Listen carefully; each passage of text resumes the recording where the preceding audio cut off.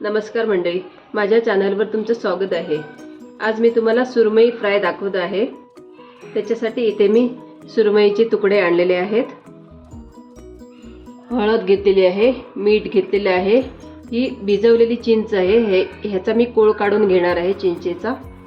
हे आलं लसूण पेस्ट आहे 1 चमचा, 1 चमचा मी लाल मिरची पावडर घेतलेली आहे। आता हे सर्व साहित्य आपण मिक्स करून घेऊयात सुरमईला लावण्यासाठी।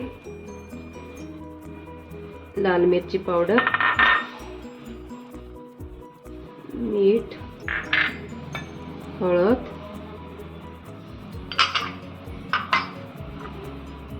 आलं लसूण पेस्ट आणि चिंचेचा कोळ।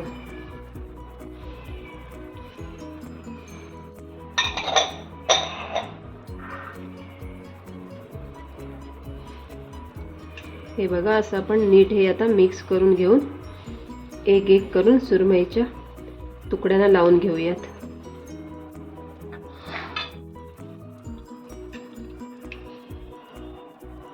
मला सुरमई एकदम फ्रेश मिळालेली आहे। ही पहा, अशा पद्धतीने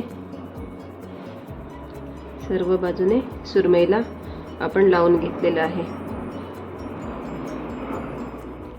चिंच टाकल्यामुळे त्याला एक वेगळी टेस्ट येते आणि मच्छीचा जो वास असतो हिमूसचा तो निघून जातो।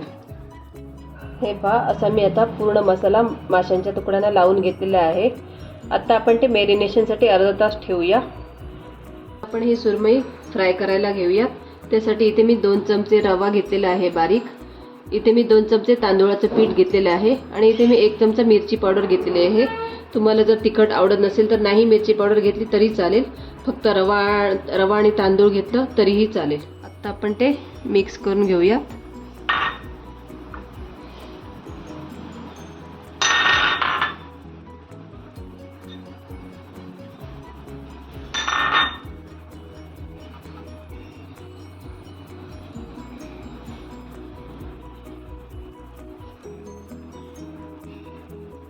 आता आपण इकडे फ्राईंग पॅन गॅसवरती ठेवलेला आहे।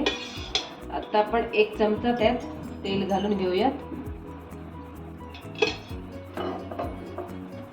तेल याच्यात जास्त घालायची गरज नाही, गॅस मीडियम टू लो ठेवूयात।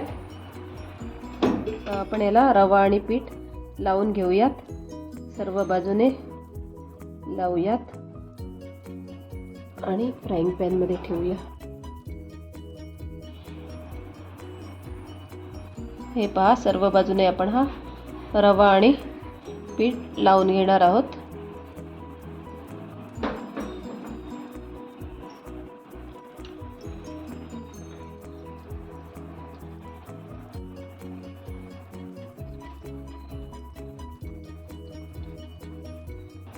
अजून आपण त्याच्यात 1 चमचा तेल घालत आहोत, म्हणजे ते एकदम कुरकुरीत फ्राय होऊन येतील।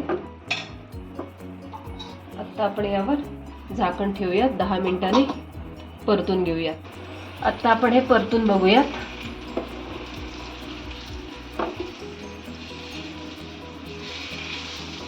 हे बघा, मस्तपैकी खरपूस फ्राय झालेला येते हे सुरमईचे तुकडे।